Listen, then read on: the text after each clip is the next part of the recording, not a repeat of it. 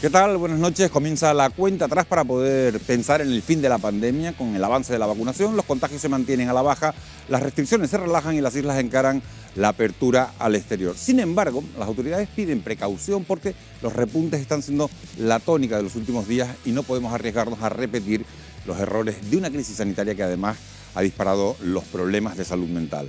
El estrés, la ansiedad y las fobias han crecido durante estos últimos meses. El 70% de la población, fíjense, teme que sus seres queridos fallezcan y muchas personas tienen pánico a salir a la calle o a relacionarse con la gente. En el caso de los jóvenes, la situación todavía es incluso peor.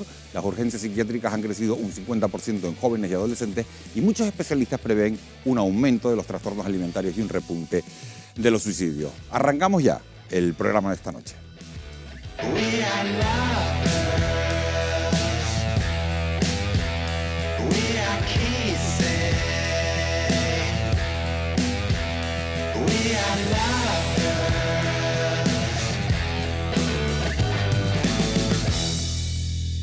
Les presento ya a la mesa de esta noche. Nos acompaña Ramón Pinto, que es director de enfermería de atención primaria en Tenerife. Buenas noches, Ramón. Buenas noches, Miguel. Gracias por acompañarnos. Está también con nosotros Basilio Valladares, científico. Buenas noches, Basilio. Buenas Bienvenido noches, una semana más. Nos acompaña también José Luis Aroche, que es epidemiólogo. Buenas noches, José Luis. Buenas noches, Miguel Ángel. Y está con nosotros también Ana Darias, que es subdirectora de atención primaria en Tenerife. Buenas noches, Ana. Buenas Muchas noches. gracias. Muchas gracias por estar con nosotros. A pesar de los repuntes de estos dos últimos días, todo indica que la tendencia descendente de la pandemia se consolida en Canarias si la comparamos con los meses anteriores. De hecho, en el mes de mayo los contagios se redujeron más de un 30% de las islas con respecto al mes de abril. No obstante, los expertos piden tomar con cautela todas estas cifras. Wendy Fuentes, muy buenas noches. Tú tienes los datos y eso explica por qué hay que tomarlo con cautela. Así, con cautela y con mucha precaución. Muy buenas noches, Miguel Ángel. Seguimos avanzando y además los datos lo avalan. En mayo se registraron 3.779 contagios en el archipiélago, casi 2.000 menos que en abril, pero el desplome de la incidencia se nota, sobre todo en los casos activos. Han caído cerca de un 50% hasta los 1.619. Uno de los efectos más claros de la vacunación es que los hospitales comienzan a vaciarse. En estos momentos 229 personas se encuentran ingresadas en planta, 32 menos que hace apenas 30 días. Las diferencias son más evidentes en las unidades de cuidados intensivos, que pasaron de los 72 pacientes a finales de abril a los 40 a finales de mayo, un 45% menos. En cuanto a los fallecimientos, en el último mes se produjeron 36, un 33% menos que en abril. Y ojo a este dato, porque desde enero, cuando la población comenzó a recibir las vacunas contra el coronavirus, las muertes han descendido un 65%.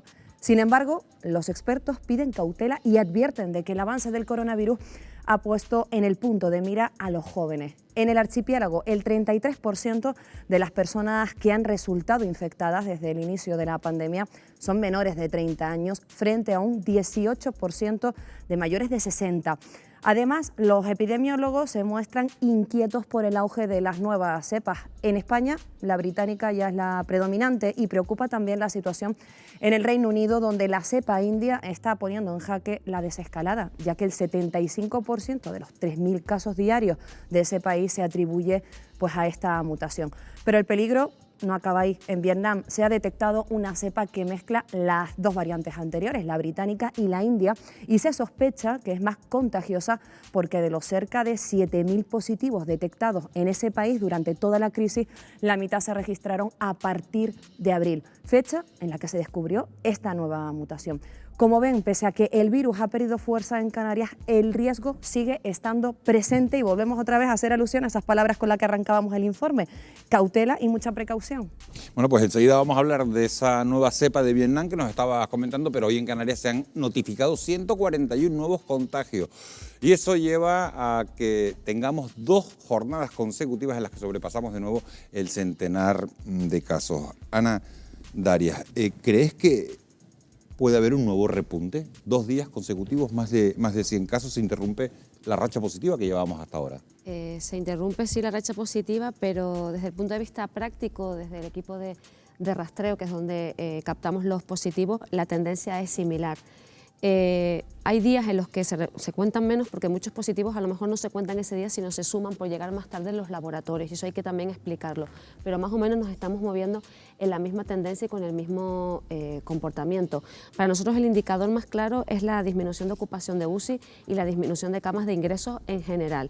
Y seguimos viendo el comportamiento. La mayoría de los positivos que tenemos son contactos estrechos de positivos de casos índices que se positivizan sobre todo en la segunda PCR, la que hacemos en el 9º día.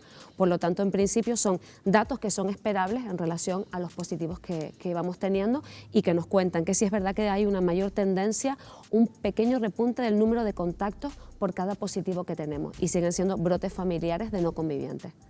Basilio Valladares, como nos acaba de decir Wendy, entran en escena ahora nuevas cepas, nuevas variantes que preocupan, como la que ha surgido, por ejemplo, en Vietnam, que dicen que es un mix de la cepa británica con la cepa india. ¿Es inevitable que esta nueva cepa se expanda?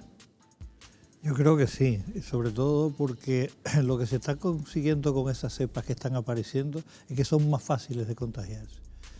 Las posibilidades de moverse como se está moviendo el mundo de aviones y demás, que en 24 horas te recorres todo el mundo, hace que una cepa que sea muy contagiosa se afinque. Acuérdate que aquí, cuando se empezó a hablar de la cepa británica, creo que fueron Navidades, y me preguntaste cuándo, y yo te dije, con las cifras que tienen en Gran Bretaña, en marzo vamos a tener casi todo lo de aquí va a ser británica, y es lo que ha ocurrido, pero es que si esas son más rápidas de contagiar, nos va a ocurrir lo mismo. El problema es que la mutación se produzca en la proteína que nosotros estamos queriendo anular con nuestras vacunas, porque entonces ya tienes que cambiar la vacuna porque no sirve. Si es más rápida de contagio, bueno, mala cosa, pero no es el problema, porque la vacunación va muy bien, y si se defiende también de esa cepa, pues bueno, no nos va a llegar. Ramón Pinto, en relación a las herramientas para combatir esta pandemia, hemos conocido hoy que el Tribunal Supremo ha decidido dejar sin efecto el límite máximo de 6 personas en reuniones sociales que se había decretado por el gobierno de Baleares. Esa decisión podría sentar jurisprudencia. ¿Qué consecuencias sanitarias puede llevar que decaiga esta medida también en Canarias? Por lo que comentaba Ana antes, ¿no? El número de personas de contactos que puedas llegar a tener, ¿no? Todas estas medidas, como lo hemos comentado también en otros programas, si poníamos el toque de queda 1 hora u otra hora, es más bien medidas de control, y no es lo mismo cuando tienes 4 personas con las que has tenido contacto en una mesa, porque lo volvemos a repetir, ¿no? Innumerables veces, el virus es respiratorio, de contagio respiratorio, y por lo tanto cuando nos quitamos las mascarillas cuando tenemos ese mayor riesgo, ¿no? Entonces sobre una mesa, comiendo con una sobremesa y demás, a más personas participen, mayor número de contactos, y por lo tanto ese contagio se puede ampliar. Es verdad que ese tipo de números son cuestiones de acuerdos que tomamos tácito, porque el virus no entiende que sean 4, 6 o 8, ¿no? En ese momento. Pero es verdad que para el control a ti te limita más luego el seguimiento. No es lo mismo conocer que son 4 personas y llegar directo y rápido a llegar a un número de 8 o 10, o que ni siquiera lo puedas controlar porque no pones un límite. José Luis Arocha, los datos en España, hay algo que está claro, que es que continúan a la baja, pero tampoco podemos olvidarnos que hay 5 comunidades autónomas que están sufriendo repuntes, estos repuntes de los que hablamos, y que el descenso global se ha ralentizado, y eso prueba que la pandemia sigue muy viva, ¿no es así? Porque tenemos un poco la sensación de que la pandemia sigue viva. Bueno, la prueba es que por encima de los 70 años tenemos vacunado en España prácticamente al 100% de la población, pero a pesar de ello seguimos teniendo una incidencia que es 10 veces menor que la que teníamos hace 4 meses, pero seguimos teniendo una incidencia que, por ejemplo, en mayores de 70 o 80 años, pues en estos momentos está aproximadamente en unos 40 de incidencia semanal, que bueno, hace poco era 300 o 400, y eso significaba mayores hospitalizaciones y mayor tasa de contagio. Pero no nos olvidemos que la vacuna no es efectiva al 100%, que hay reinfecciones, es verdad que es menos grave, pero siguen habiendo casos, y que todavía tenemos mucha población por vacunar, y que por otro lado ya estamos viendo, aunque en España todavía la vacuna, la cepa india, no está considerada de gran interés en salud pública por la baja incidencia que tenemos, pero nos pasa como con la británica. Si el contagio es mayor y si la capacidad inmunogénica de la vacuna frente a estas cepas no es la adecuada, pues tenemos que seguir absolutamente vigilantes. Y la incidencia se mantiene también a raya por la vacuna, pero también por las medidas de control social que forman parte del proceso de control, o sea, y de reducción de la pandemia. Seguimos atentos. Basilio Valladares, el Consejo Interterritorial de Salud ha acordado esta semana, y es una de las noticias de los últimos días, de las últimas horas, la reapertura del ocio nocturno hasta las 2 de la mañana. Incluso podría ampliarse hasta las 3 de la mañana en los territorios donde haya una menor incidencia de COVID-19. ¿Estamos preparados ya para reabrir las discotecas o consideras que es demasiado pronto? Vamos a ver. Yo particularmente esperaría un poquito más a que haya un porcentaje de vacunación mayor, porque aunque dicen que solo les permiten el 50% del aforo o el 75% y demás, cuando tú estás en... y eso lo hemos estado todos, es que... Cuando estás en un sitio donde hay alcohol y... hablas alto porque hay música, al hablar alto las posibilidades de que salgan gotículas como esto es mayor, no llevas mascarilla, estás bebiendo, y cuando llega, sabes las distintas fases del alcohol, ¿no? Sí, llega un momento que viene la cariñosa y entonces estás abrazándote a todo el que tienes al lado, con lo cual las posibilidades de contagio son mayores. Por eso, dentro de ese principio de precaución, que tanto Wendy como tú has repetido, yo creo que no pasaría nada, no nos vamos a morir, ya más daño que se le ha hecho a toda la restauración y todo eso es imposible. Pues aguanta 15 días más, que la vacunación va fantástica, aguanta un poquito más y verás. Sí, porque además la población que precisamente consume ese tipo de ocio es precisamente la que no estamos vacunando aún. Por lo tanto, están totalmente fuera del juego de la vacuna. Es decir que lo permite porque la vacuna tiene unos efectos beneficiosos, precisamente lo tiene la población que no va ahí. Entonces, yo estoy como Basilio, es decir, se podía abrir sí, pero todavía nosotros, los que estamos desde hace un año y algo, en plena pelea por la pandemia y metidos ahí sin descanso, lo vemos todavía un poco arriesgado. Es verdad que aquí es el equilibrio salud-economía desde el primer momento, está muy reñido, pero hay que tener ojo porque las medidas de precaución que hemos tomado, la distancia, la mascarilla, el lavado de manos, es lo que nos ha hecho controlar cuando no teníamos la vacuna. La mejor vacuna era esa, precisamente, en aquel momento. Veo, Ana, que no dejas de asentir. No, que queremos mucho, queremos ampliar el horario, queremos quitarnos la mascarilla en exterior, queremos aumentar el número de comensales y no tenemos la población vacunada. Y no tenemos a la población joven, que es la que consume, sale por la noche, más se mueve en la hostelería.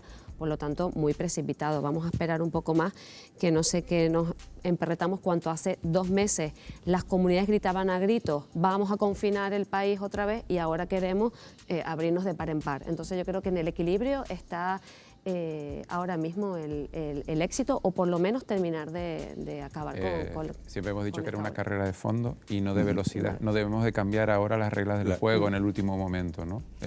Ahogarnos en la orilla es lo peor que nos puede pasar. Lo que está claro es que la relajación de todas estas medidas se debe fundamentalmente a esa vacunación que por fin ha despegado también en este archipiélago. De hecho, 6 de cada 10 residentes de entre 50 y 59 años ha recibido al menos una dosis de la vacuna.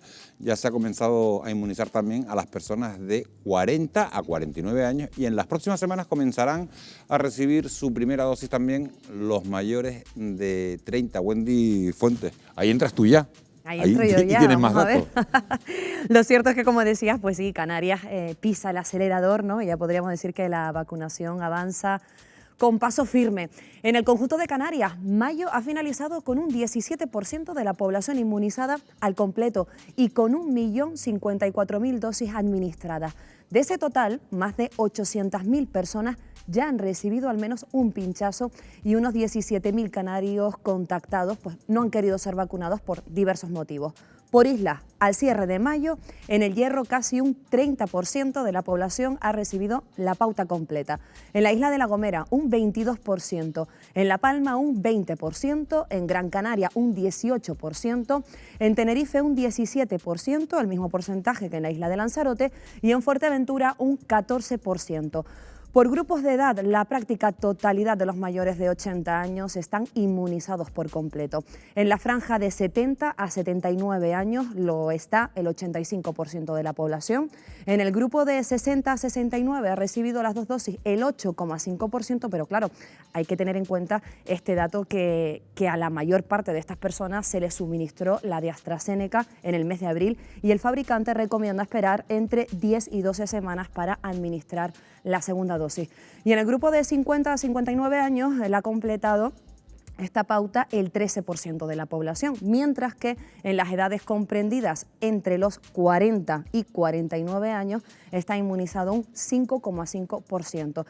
Se prevé que de aquí a finales de julio Canarias reciba 1,3 millones de dosis. Si no hay ningún problema y se cumple esta llegada masiva de vacunas, las islas lograrán el objetivo de inmunizar al 70% de su población este verano. Y ganas hay de vacunarse, y bastante, y si no, fíjense en este dato, porque más de 350.000 canarios mayores de 16 años ya han solicitado cita previa para recibir este fármaco. Así que seguiremos muy pendientes de la evolución de esta vacunación en Canarias y esperemos llegar a ese objetivo en verano. 350.000 canarios que se han apuntado voluntariamente, se dice pronto, aunque la vacunación, como decimos, avanza a buen ritmo. Hoy hemos sabido, eso sí, hemos conocido que Janssen tampoco va a cumplir con las entregas pactadas con la Unión Europea hasta por lo menos finales del mes de julio. Se trata de la única vacuna que conlleva un solo pinchazo. José Luis Arocha, ¿crees que esto va a condicionar el ritmo de vacunación en Canarias o el calendario, o que el calendario se vea afectado? Yo creo que poco, porque están teniéndose bastantes alternativas y las previsiones no están siendo malas. Puede afectar un poco, pero no demasiado en cuanto a los tiempos. Y por otro lado, aunque las previsiones de los laboratorios puedan ser problemáticas en principio, recuerdo cuando Pfizer dijo que no iba a cumplir con el calendario, luego al final se pusieron las pilas y aunque se tardó un poquito más, luego llegó en cantidad suficiente como para acelerar lo suficiente. Yo espero que no, tal cual están funcionando las cosas ahora. Ramón, sácame de una duda. Ya se han empezado a administrar las segundas dosis de AstraZeneca a los menores de 60 años que recibieron la primera. En otras comunidades hemos visto que cuando había que elegir entre segunda dosis de AstraZeneca o la de Pfizer, la gente ha elegido mayoritariamente AstraZeneca. ¿Qué está pasando en Canarias? Todavía no hay unos datos con una cantidad suficiente como para decirte que ya se puede extrapolar lo que está ocurriendo. Sí es verdad que cuando nosotros contactamos con ellos, porque son colectivos, recordemos que este tipo de personas que recibieron la primera de AstraZeneca no la recibieron por su edad, la recibieron por su condición ya fuera laboral, es decir, policías, docentes, grupos como atención a domicilio o centros de día también, ¿no? Entonces cuando nos ponemos en contacto con ellos, sí es verdad que mucha gente nos refiere que quiere AstraZeneca. Ya lo comentábamos aquí la otra semana, aunque el Ministerio tiene una pauta clara de ofrecer Pfizer y que sea la persona la que rechace esa de Pfizer, es verdad que la mayoría de la gente te refiere eso, ¿no? Su intención en la segunda. Nosotros ahora mismo estamos empezando, porque eso empezó el día 1, hoy es día 3, y todavía no hay unos números en Canarias suficientes como para poderlo extrapolar, pero es verdad que pinta que mucha gente quiera mantener la misma pauta, porque es un poco el mensaje que en su momento se le dio a la gente de 60 a 69. O sea, hay gente como mi madre que se le dijo Astra es segura, vacúnatela con Astra, ¿no? Ahora es un poco contradictorio el otro mensaje, pero bueno, nosotros aportamos seguridad en el momento, las vacunas son seguras y daremos la información a cada uno y si en ese momento decide ponerse la otra vacuna, pues se le dará el consentimiento para que lo haga. Salvo que Basilio Valladares haya cambiado de opinión en las últimas horas, creo que hasta ahora ha dicho aquí que es partidario de tener 2 dosis de AstraZeneca. Sin embargo, Basilio, el Instituto de Salud Carlos III confirma que combinar AstraZeneca y Pfizer proporciona niveles de anticuerpos más altos que 2 dosis de una misma vacuna. Pese a los recelos de muchas personas, parece que nos vamos a tener que acostumbrar a mezclar los 2 fármacos, ¿no es así? Estas 2 vacunas. Vamos a ver. El documento que me llegó a mí, que además lo emitió Moncloa, sobre lo que había hecho el Carlos III, yo no he tenido la oportunidad de hablar con algunas de las personas del Carlos III que lo han hecho, pero lo que decía es que habían 2 grupos, a uno se le había puesto AstraZeneca, al otro se le había puesto AstraZeneca, al segundo le pusieron Pfizer y que el segundo, de 400 y pico, tenía más anticuerpos que el primero. Pero no dijeron que le pusieron la segunda dosis de AstraZeneca al primero. Es decir, el primero lo dejaron con un pinchazo. Pero se la habrán puesto la segunda, ¿no? No lo sé. No el documento lo tengo en casa. Yo esas cosas las imprimo y voy haciendo dossier. No dijeron nada de eso. Segundo, la Agencia Europea del Medicamento dijo clarito no cambien. He traído, te lo traje antes para que vieras. Sí, lo hemos visto fuera de... El documento que tiene la Agencia Española del Medicamento sobre las vacunas de AstraZeneca. Y dice claramente que no hay experiencia para poner 2 vacunas distintas. Es normal que con la segunda dosis de Pfizer o de Moderna no pase nada. Son medicamentos... Sí, que sean seguras, como estaba diciendo Ramón, absolutamente además, seguras, y que la gente pueda estar absolutamente que tranquila. No pase nada. Que yo sepa, los que han cambiado ese 10%, ese 5%... No se conoce ningún caso de ningún problema. No se conoce ningún caso de nada. Pero y lo vamos a hacer, vamos a ver la cantidad de anticuerpos neutralizantes que estas combinaciones van a dar. Eso lo vamos a hacer y lo vamos a comparar unas con otras. Todo lo que hay documentado y todo el mundo científico con el que he hablado, todos dicen no cambies, porque la experiencia que hay es con la misma vacuna, con la segunda. Perdona, Miguel Ángel. Sí, claro. Y además, la ficha técnica, por ejemplo, de Hansen, te dice el mismo párrafo de la posibilidad de efectos secundarios de trombosis que la de AstraZeneca, es decir, mínimo, pero que puede ocurrir alguno. ¿Por qué no se meten con uno y sí con el otro? El uno es Janssen. Sí. El uno es que te lo dice, es exactamente el mismo párrafo, la posibilidad de que las personas que se ponen Janssen, hay un pequeño porcentaje mínimo, no sé si es 1 por 1 millón, es una Claro, pero aquí me surge otra duda entonces, Basilio. Si hay que poner un tercer pinchazo, que se está hablando de que haya que poner un tercer pinchazo, si Europa ya no va a comprar más vacunas de AstraZeneca, por mucho que te pongas las 2 primeras de AstraZeneca, la tercera acabará siendo de Pfizer. Sí, pero es que yo estoy también convencido de que el que pongas una distinta tampoco te va a producir, porque la proteína que tú estás queriendo proteger con los anticuerpos es la misma. Es la misma en todo. Lo que cambia es la tecnología de la vacuna. Vale, o sea que el tercer pinchazo no pasaría nada. Bueno, tampoco pasa nada con el segundo. Primero lo van a distanciar. Sí, vamos a ver cuándo. Eso es lo primero, lo van a distanciar. Y lo segundo, yo también creo que no debe de pasar nada. O sea que... La seguridad está, otra cosa es ver la efectividad, ¿no? Bueno, pero vamos a seguir... No, perdona. ¿Sí, ibas a decir algo más? No, le daba la razón a Ramón del comentario que acaba de hacer. La seguridad la tenemos, o sea, la seguridad de... La seguridad que no pasa nada, está claro. Es evidente, otra cosa es... La efectividad es la que hay que dejar pasar todavía el tiempo para ver. Estoy seguro que Basilio Valladares va a contar los anticuerpos de los que se pongan la segunda AstraZeneca. Eso lo sabemos todos, y va a traer esos datos afuera de plano y los vamos a contar. Seguimos hablando de vacunas, pero nos vamos a centrar ahora en un tema que inquieta a buena parte de la población. Se están realizando ensayos en varios países para saber cómo proceder con la tercera dosis, lo que conlleva una pregunta importante. ¿Será necesario un pinchazo de recuerdo para todo el mundo? Para responder a esta pregunta, Wendy Fuentes está con el epidemiólogo Daniel López Acuña. Muy buenas noches. Efectivamente, Miguel Ángel, esta noche contamos en nuestro programa con el prestigioso epidemiólogo Daniel López Acuña para abordar algunas de las dudas que están surgiendo en torno a la vacunación. Creo que ya nos escucha. Muy buenas noches. Buenas noches, ¿qué tal? En Reino Unido ya ensayan los efectos de una tercera dosis de la vacuna y farmacéuticas como Pfizer y Moderna pues han anunciado que será necesario un tercer pinchazo. ¿Cree que será necesaria esa tercera dosis para toda la población? Todavía no tenemos los elementos para poder tomar decisiones sobre una tercera dosis. Hace falta que sepamos más sobre la duración de la inmunidad que produce tanto la enfermedad como la vacunación. Pero no ha transcurrido suficiente tiempo como para determinar. Hasta ahora, quienes han planteado la necesidad de esta tercera dosis son las propias farmacéuticas. Tenemos que fundamentar la decisión sobre estudios objetivos científicos revisados por pares y que a partir de ello la Agencia Europea del Medicamento tome una posición.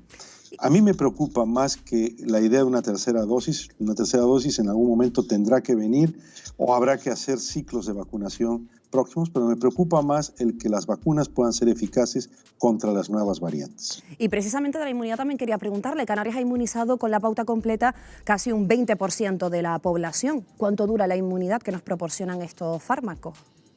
Bueno, no lo sabemos todavía, insisto. Lo más probable es que tenga una duración efectiva de un par de años o 3 años, pero habrá que determinar. No parece indicar hasta ahora ninguno de los estudios que haya que vacunar anualmente como con la gripe estacional. Yo creo que en estos momentos nos debe preocupar más abarcar a ese otro 50% que todavía no se vacuna con la pauta completa para poder alcanzar la inmunidad de grupo.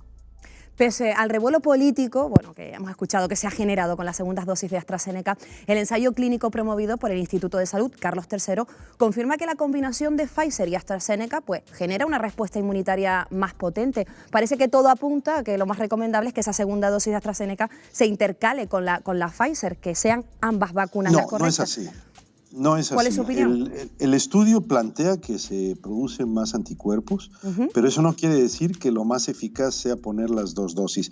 Es igualmente eficaz e igualmente seguro poner una segunda dosis de AstraZeneca, así lo plantea la Agencia Europea del Medicamento, así lo plantea la Organización Mundial de la Salud, así lo plantean numerosas sociedades científicas en España y varios expertos.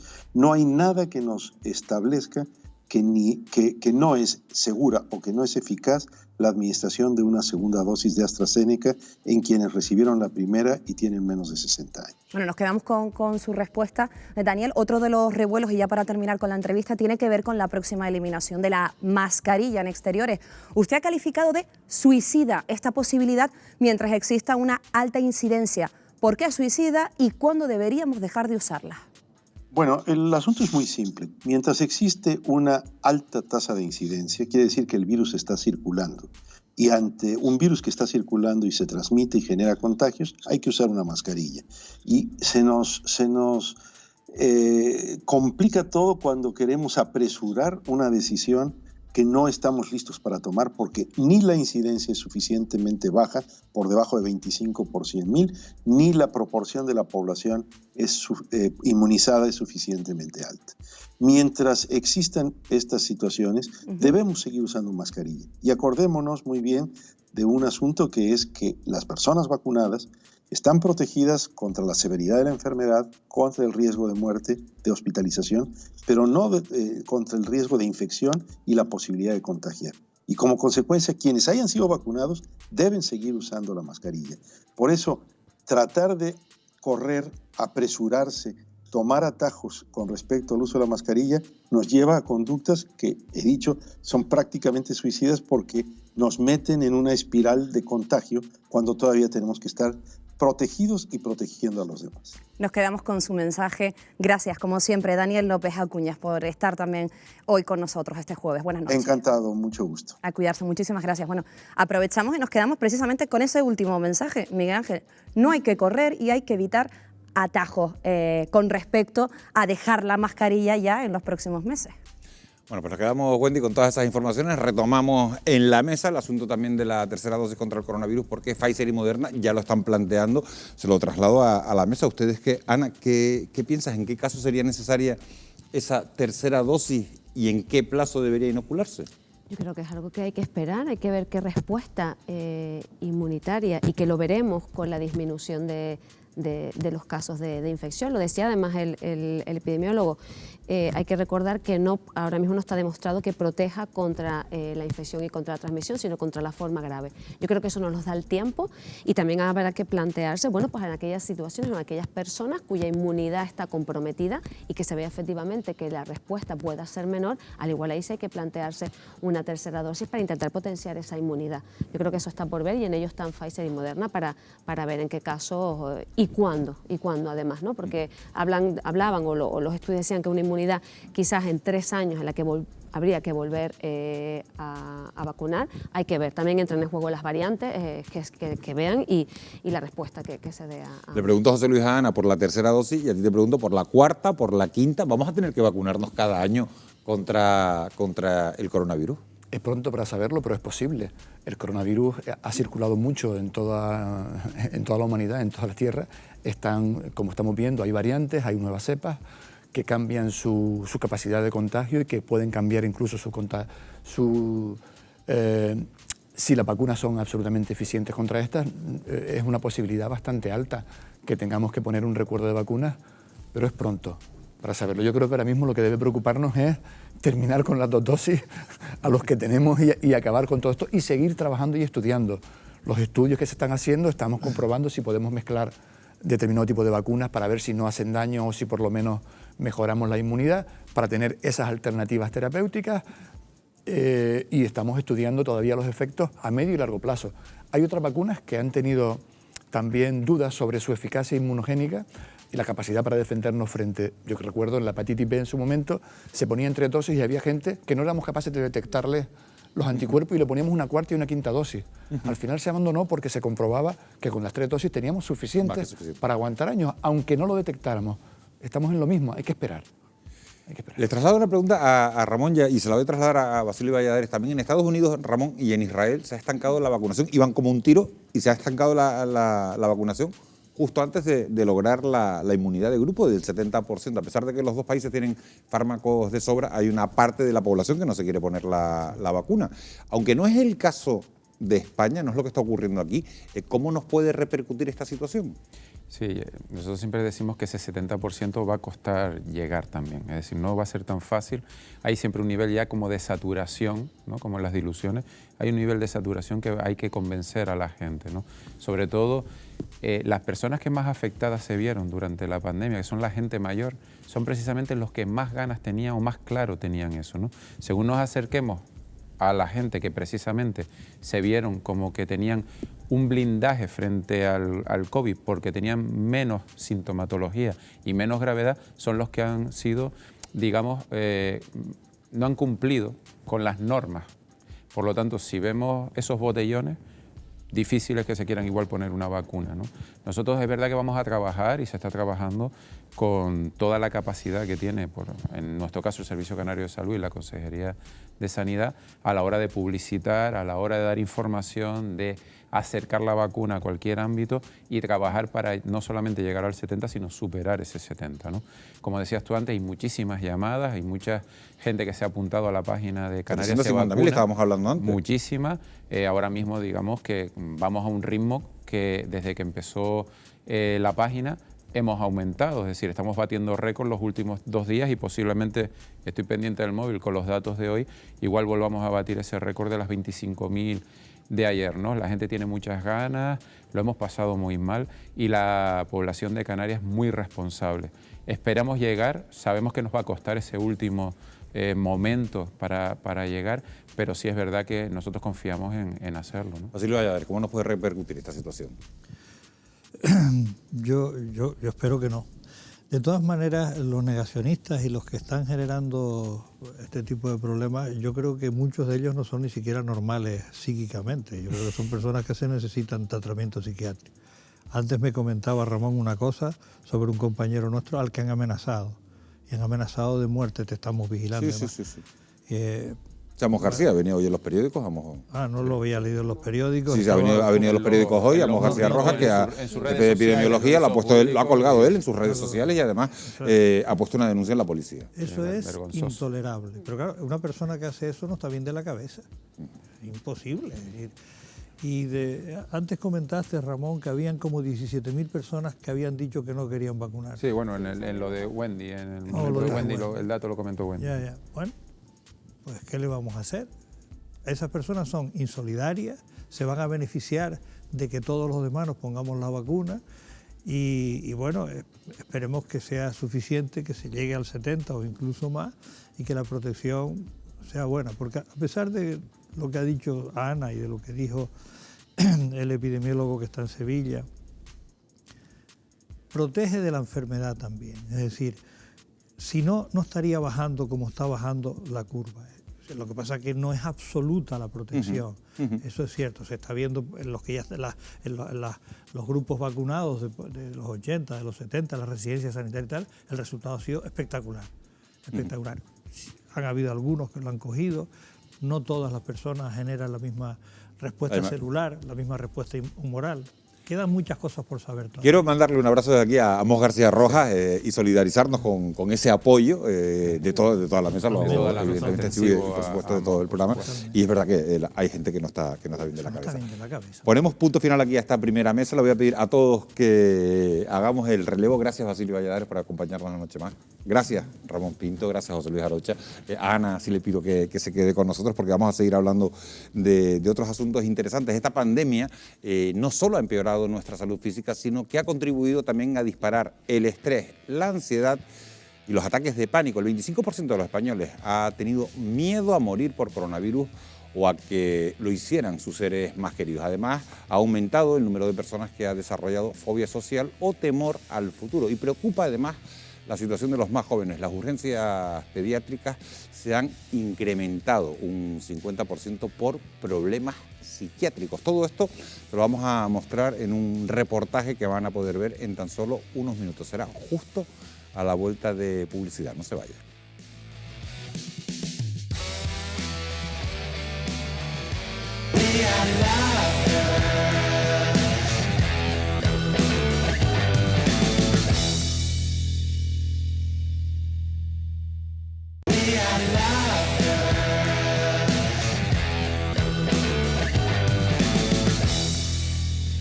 Ya estamos de vuelta para abordar un asunto muy ligado al coronavirus porque en este último año y medio los miedos se han colocado en primera línea, haciendo de la pandemia un trance insuperable para muchos, lo que ha provocado un aumento de los trastornos y de las enfermedades mentales. Es la otra cara no tan visible de este periodo que nos ha tocado vivir. Para hablar de todo esto, se han incorporado a nuestra mesa 4 personas, 3 personas nuevas. Carmen García, que es psicóloga clínica. Buenas noches, Carmen. Bienvenida. Leopoldo Cabrera, sociólogo. Buenas noches, Leopoldo. Buenas noches. Está también con nosotros Juan Capafón, que es catedrático de psicología clínica. Buenas noches, Juan. Bienvenido. Buenas noches. Y permanece con nosotros Ana Daria, que como saben es la subdirectora de atención primaria en Tenerife. Como les decía, vamos a abordar los miedos. Hay algunos que ya predominaban antes de la pandemia, pero que ahora se han incrementado, como el miedo a la muerte de nuestros seres queridos o a la sensación de fracaso que está disparando la crisis económica. Sin embargo, hay otros que hasta el momento eran casi invisibles, como el temor obsesivo a salir de casa o el pánico a otras personas. Se lo vamos a mostrar en la primera parte de nuestro reportaje de esta noche.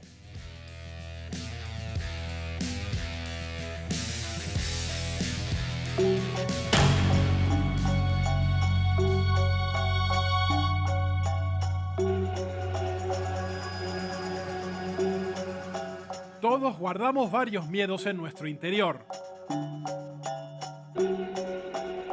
Algunos temores son compartidos. Otros son únicos y extraños. Hay miedos infundados y también fobias que nacen tras un trauma. Algunos nos paralizan y otros ni siquiera sabemos que están.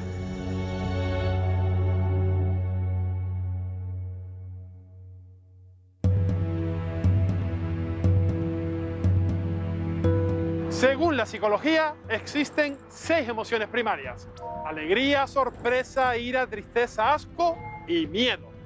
Esta última es una sensación angustiosa provocada por la presencia de un peligro real o imaginario. El miedo libera sustancias químicas que causan, entre otras cosas, que el corazón y la respiración se aceleren o que el cuerpo se ponga tenso, algo que en realidad nos permite seguir con vida. El miedo es una emoción humana normal y que tiene la función principal de prevenir las situaciones potencialmente peligrosas y amenazantes para la vida. Por lo tanto, activa en el organismo la respuesta de huida, digamos, de esa situación o evitación de la situación potencialmente peligrosa. En 2020, el año del coronavirus, el miedo más buscado en Google fue antropofobia. El miedo a las personas, multitudes o grupos. Un temor que también ha impulsado la agorafobia, el pánico a salir de casa o quedarse solo en lugares abiertos. Jordi Martínez, tú sufrías agorafobia. ¿En qué momento lo detectas? A los 22 años. Fue debido a una enfermedad que padezco, que es parecida a la epilepsia. Entonces yo cogí pánico pues a salir a la calle debido a que me pudiera dar una crisis. Entonces poquito a poco me fui metiendo hacia adentro en casa, y luego incluso fue a peor porque ya no podía salir ni de la habitación. Me impedía hacer una vida normal. Me daba tanta ansiedad hasta el punto de que yo salía a la calle y me volvía corriendo literalmente hacia casa. Algo que fue muy clave fue el poder ir a un psicólogo para poder ir saliendo poquito a poco a la calle. Tamara Cabrera, psicóloga, ¿cómo ha afectado todo este tiempo de pandemia a la salud mental de la población? Podemos encontrar a aquellas personas que ya podían tener algún tipo de diagnóstico o algún tipo de patología y que ya tenían su tratamiento psicológico o psiquiátrico que se ha podido ver parado durante la pandemia. Encontramos un segundo grupo que pueden ser aquellas personas que sí tenían su vida más estructurada y organizada y que de la noche a la mañana han visto que han cambiado, que han perdido su proyecto de vida o bien porque han podido perder su empleo. Entonces en esta población también han surgido nuevos miedos. ¿Cuáles pueden ser las consecuencias de no recibir un tratamiento adecuado? Un síntoma trabajado en un momento determinado va a poder hacer que desarrolles una vida más normalizada. Cuando yo no abordo un síntoma se me cronifica en el tiempo. Obviamente hace falta aumento de profesionales. Cuanto antes podamos trabajar con la población, mejores resultados. El miedo más común que también ha crecido con la pandemia es la tanatofobia, o lo que es lo mismo, el miedo a morir. Según el CIS, casi 1 de cada 4 españoles ha tenido miedo a morir por COVID. Un temor que han sufrido más las mujeres que los hombres. Por edad, los que más miedo han sentido han sido los del grupo de entre 55 y 64 años. Y los mayores de 65 son los que han mostrado menos temor a la muerte.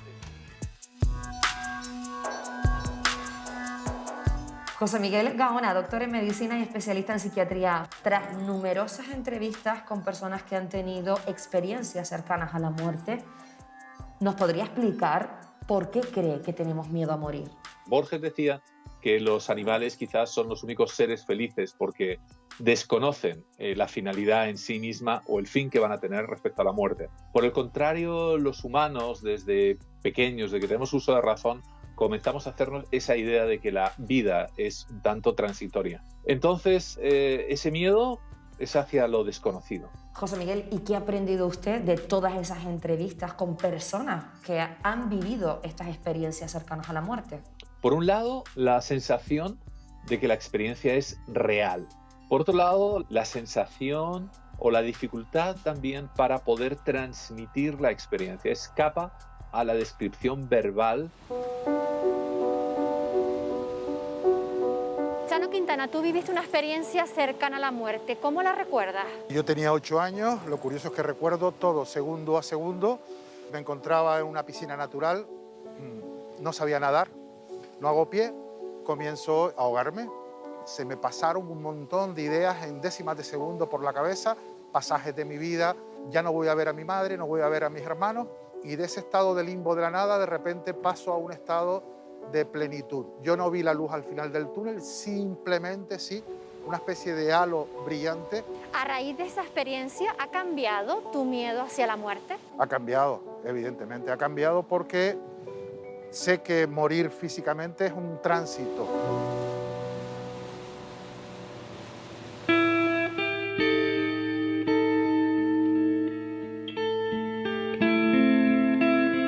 A los españoles hay algo que nos asusta más que morir, y es el miedo a perder a un ser querido. Casi 7 de cada 10 personas temen que fallezca un familiar. Marianela, tu hijo Santiago falleció hace ya 3 años. ¿Qué fue lo que le ocurrió? Santiago comenzó teniendo un dolor abdominal, era un tumor llamado neuroblastoma. Se le hicieron quimioterapia, se le hicieron radios, pero ya es en noviembre cuando nos dicen que todo lo que se ha hecho pues no ha sido suficiente. Fue apagándose poco a poco, lentamente. En febrero, el 25 de febrero, muere Santiago. Mi esposo y yo decidimos entender que la vida no tiene un tiempo, no tiene una caducidad, no tiene un límite. A día de hoy, Marianela, ¿vives con miedo o te ha hecho más fuerte todo lo que ha ocurrido? Creo que el miedo nunca desaparece, pero he decidido que cuando hay temor, hay miedo, tanto mi esposo como yo hemos decidido confiar en Dios. Miguel Ángel Perdomo, ¿cómo podemos superar la pérdida de un hijo, sobre todo en la etapa de infancia o adolescencia? El hecho de la muerte de un hijo está considerado uno de los episodios de vida más dolorosos que puede sufrir una persona.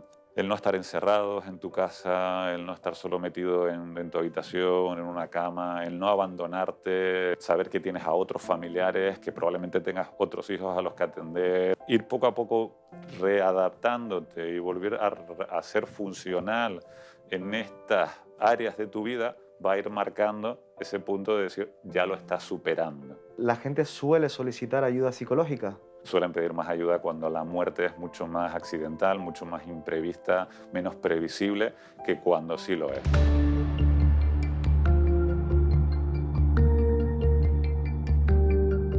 El miedo a morir ayuda a sufrir la nosofobia, es decir, el temor recurrente y persistente a contraer una enfermedad. La que más nos asusta es el cáncer. ¿Qué tipo de cáncer tienes? Yo tengo un cáncer de mama de tipo hormonal, con receptores de RH positivo. La primera reacción que tuve fue decir que se habían equivocado. Entonces te quedas con eso, como pensando que no lo vas a tener tú, que eso le pasa a otra persona, pero a ti no. Y hasta pasaba por mi cabeza de decir, yo no me lo quito, yo no me meto en una operación ni nada, porque pensaba que no era cierto. ¿Llegaste a sentir miedo? Sí, mucho. No sabes lo que iba a pasar. A terapia yo no pensaba venir y a través de una señora que conocí por la calle, casualmente me lo comentó. Yo vine y la verdad que me gustó todo. Justo ahora tienes consulta. Sí. ¿Te podemos acompañar? Sí, sí, por supuesto. Vamos.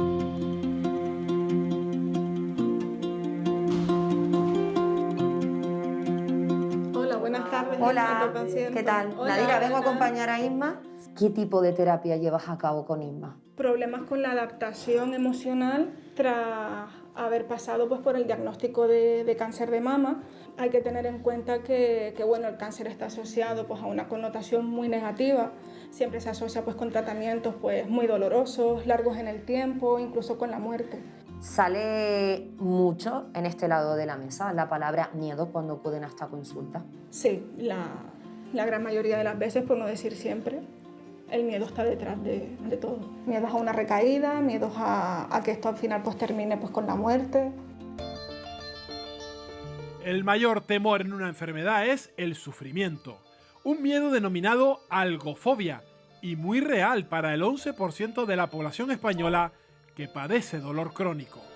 Luis, si tú padeces dolor crónico, ¿cuál es el origen de tu patología? Con 17, 18 años empecé con algún dolor, sobre todo en la zona de la espalda, la zona lumbar.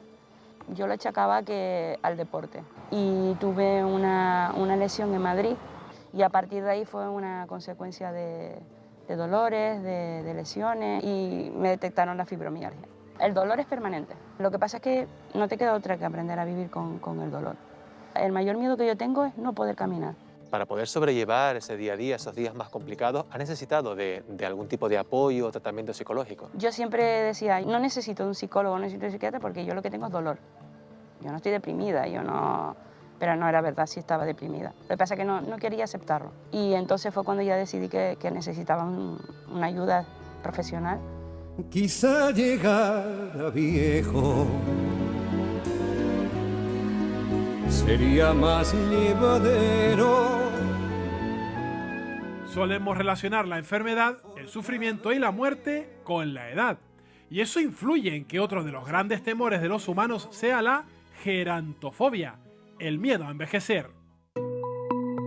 Arruga muy fuerte, por favor, hacia arriba. ¿Ves? Cuando levantas las cejas, ves cómo se van marcando esas líneas. Pues eso es lo que vamos a tratar con la toxina botulínica. Doctor Fleitas, cada vez son más habituales los tratamientos antiedad, ¿verdad? Sí, la verdad que cada vez, con el aumento de la esperanza de vida, las pacientes, bueno, pues se sienten bien, pero claro, la piel va sufriendo un envejecimiento. Esa calidad de vida que ellas tienen y sentirse bien, que también se refleje en un buen aspecto del rostro, de la piel. ¿Cuáles son los tratamientos más demandados? La toxina botulínica sería casi que yo diría el número 1 y después todos los tratamientos con ácido hialurónico. Muy bien, doctor, pues vamos a hablar con la paciente. Nélida, ¿puedes incorporarte un momentito? Sí. Tienes 70 años y este no es el primer tratamiento que te haces, ¿verdad? No, ya me he hecho anteriormente. La verdad que cuántos no, pero sí me he hecho unos cuantos. Pues cuando me miraba al espejo pues me veía como que envejecía, que me salían muchas arruguitas y yo eso no lo que quería ver. Me quería sentir bien, sentirme joven. Como soy joven de espíritu, pues también que la cara esté alegre. Nélida, ¿tienes miedo a envejecer? Sí, no es agradable. Lo que más miedo nos da es que con la edad se incrementen nuestras debilidades. Es natural en cierto sentido porque todos tememos situaciones en las que presumiblemente vamos a perder capacidades, vamos a perder condiciones, vamos a perder toda una serie de valores que nosotros habíamos desarrollado a lo largo de la vida. También la vejez nos pone en un horizonte que es la muerte, y la muerte también provoca un temor, ¿no?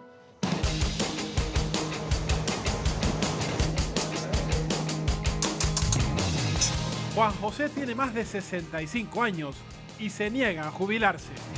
Es hostelero de profesión y tiene miedo a tener que reestructurar sus hábitos de vida cuando deje de trabajar. Juan José, usted sigue trabajando pese a tener la edad suficiente para poder jubilarse. ¿Por qué? Yo empecé muy joven con esto y de alguna forma te habitúas y trabajas a gusto. Todavía tengo fuerza para seguir, ¿no? Tenemos aquí 11 trabajadores y son gente que llevan conmigo más de 20 años. Y entonces me fastidia también cerrar esto y que se vayan, ¿no? Juan José, ¿y cómo cree usted que se sentiría el día que se jubile? A todos se adapta uno. Pero bueno, también tienes que respetar la edad y algún achaque que viene por ahí. En Finlandia, un grupo de investigadores analizaron las compras de antidepresivos de 11.000 trabajadores del sector público antes y después de su jubilación. Los resultados mostraron que las personas sin problemas de salud significativos utilizaban menos fármacos después de dejar el trabajo. La jubilación nos asusta sobre todo porque después de la jubilación muchas personas no tienen claro a lo que se van a dedicar, porque no han organizado el tiempo, no tienen un proyecto de vida donde tengan elementos alternativos al propio trabajo. Estamos en una esperanza de vida que está rozando los 90 años y desde los 60 y pico a los 90 años hay casi un tercio de vida más. ¿Qué hacer con un tercio de vida? Ese es el gran problema. Y para eso estamos asustados. ¿Por qué? Porque nuestra zona de confort está en el mundo del trabajo muchas veces, en aquellas cosas que conocemos. La falta de trabajo y sus consecuencias también nos asustan. 7 de cada 10 españoles se han sentido en algún momento tristes, deprimidos o desesperados por el futuro. La salud mental de casi la mitad de los españoles está en riesgo por el temor a la crisis. Hola, Tamara Navas, gracias por atendernos. Un placer. ¿Puede resultar más desagradable el pánico anticipatorio que vivir una experiencia real? Una situación anticipatoria, ese pánico anticipatorio, siempre va a ser más desagradable o va a generar mayor inestabilidad emocional que una situación real por el simple hecho de la incertidumbre, ¿no? Es decir, al final, cuando anticipamos, de alguna forma nos encontramos con un punto de incertidumbre, no sabemos muy bien qué va a pasar ni cómo va a pasar. Entonces, claro, ese punto de incertidumbre es el que mayor inestabilidad emocional nos va a generar. My wish for you, sweet happy life. May all the days of the years that you live be laughing days. Como pasa con la muerte, la mayor preocupación de los que son padres y madres no es su futuro, sino el que van a tener sus hijos.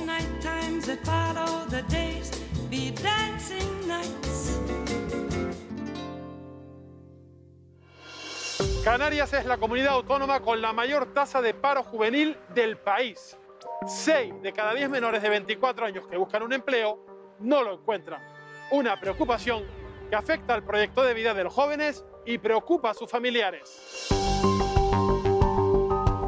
Los padres nos preocupamos, sentimos muchísimo miedo e incertidumbre porque es un futuro incierto, desesperanzador. Creo que los jóvenes son los que más lo sufren, están a un paso de terminar sus estudios y ven que no hay salida. Quien le exigimos es al gobierno que actualicen la forma de evaluar de los niños y que se adapten pues, precisamente a esa formación de futuro que van a necesitar. Ante este panorama laboral, los jóvenes se sienten más presionados para destacar. Tienen más facilidad de sufrir atiquifobia, el miedo al fracaso.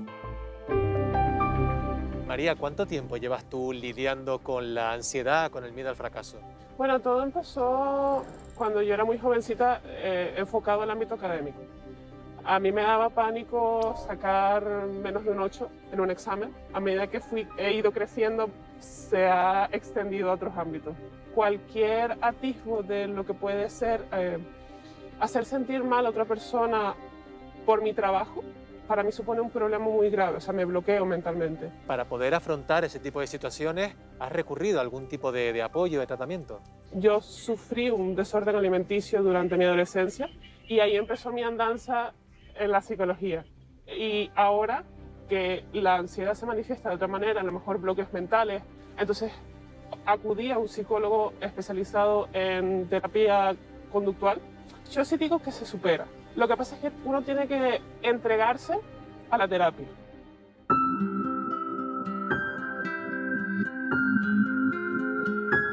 Los humanos nacemos con miedos que podemos superar gracias a la ayuda de otras personas.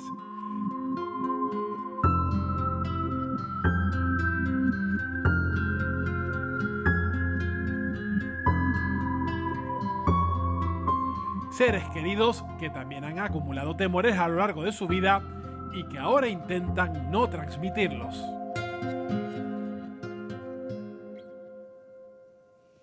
Como hemos visto, manifestar y verbalizar los miedos es fundamental para poder reparar las secuelas psicológicas que está dejando la crisis sanitaria en muchos de nosotros. Según un estudio del Foro Económico Mundial, más de la mitad de los españoles asegura que su estado emocional y su salud mental ha empeorado, aunque existen perfiles que han resultado especialmente afectados. ¿No es así, Wendy?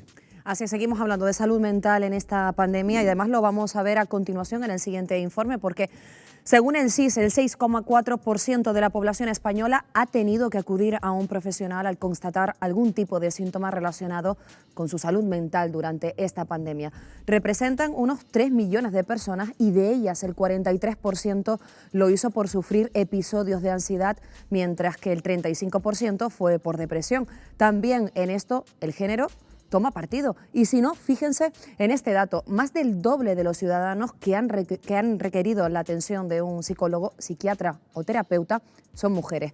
El 29% de ellas se ha sentido deprimida bastantes días o muchos días y el 18% ha sido incapaz de controlar sus preocupaciones. Respecto a los factores que han hecho mella en la salud mental, los expertos señalan al aislamiento social como uno de los principales detonantes, tanto el derivado de las restricciones como el autoimpuesto por temor a contagiarse. Sin embargo, también apuntan al nivel socioeconómico y a la recesión que están padeciendo las familias. Las cifras son bastante contundentes. El número de personas de clase baja que han estado deprimidas triplica el de la clase alta, un 19% frente a un 6%. Además, casi el 21% de los que tienen menos ingresos ha tenido ataques de pánico o ansiedad frente al 13% de quienes tienen rentas altas. Por otro lado, muchos pacientes con problemas de salud mental previos a la pandemia han empeorado. Tal y como destaca el Consejo General de Psicología, más del 21% de ellos tuvo que aumentar su medicación y el 6% de los que presentaban cuadros graves necesitaron ser ingresados en una unidad de agudos.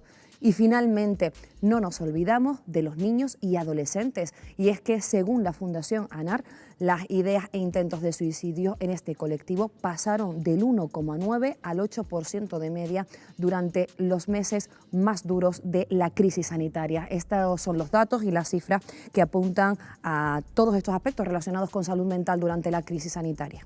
La verdad, Wendy, es que son datos demoledores los que, es lo que estamos viendo y la situación que atraviesan niños y adolescentes es especialmente preocupante. Según la Asociación Española de Pediatría, los ingresos de este colectivo en las urgencias psiquiátricas se ha multiplicado por 4. Juan Capafón, ¿qué les ha pasado y cuáles son los principales riesgos que corren? Bueno, en los niños, desde luego, está muy relacionado con la propia reacción de los padres. Es decir, hemos vivido y estamos viviendo un verdadero terremoto a nuestro alrededor. Nuestro contexto está moviéndose, estamos en una situación de incertidumbre, estamos percibiendo el daño, el riesgo, y eso hace que los propios adultos estemos en una situación de alteración, hacemos pequeños comentarios o grandes comentarios, y los niños son esponjas, con lo cual no es de extrañar que si la población adulta estamos en una situación de crispación, los niños lo reflejen, incluso con un plus. Es que el niño no tiene esa capacidad de razonamiento que puede tener el adulto y, por tanto, en muchos momentos lo que no entiende lo reconstruye, con lo cual puede incluso amplificar esa situación de miedo, de angustia, de desvalimiento. Por eso es muy importante atender a nuestros menores. Tenemos que estar muy pendientes de ellos y saberles transmitir la seguridad adecuada, no la falsa seguridad. Juan, ¿y estos niños tienen más posibilidades de tener trastornos mentales de adultos? Pues desgraciadamente sí, sabemos que hay una conexión entre... No quiere decir que uno, y esto es importante también señalarlo, que uno porque haya padecido algún tipo de problema en la infancia lo vaya a arrastrar el resto de su vida, ni muchísimo menos. Pero sí es cierto que hay una relación, hay como una especie de predictor. Tener problemas en la infancia te puede llevar y conducir a que tengas problemas en la época adulta, con lo cual es muy importante atajarlo lo antes posible. Ana Darias, 1 de cada 4 canarios sufre síntomas de depresión o de ansiedad y la atención primaria es desde luego una puerta de entrada al diagnóstico de estos trastornos. ¿Estamos dando la respuesta adecuada? No estamos dando la respuesta que queremos dar porque desgraciadamente, por un lado, como sabemos, la atención primaria está infradotada de personal e infradotada de tiempo para poder atender de manera adecuada a esta demanda.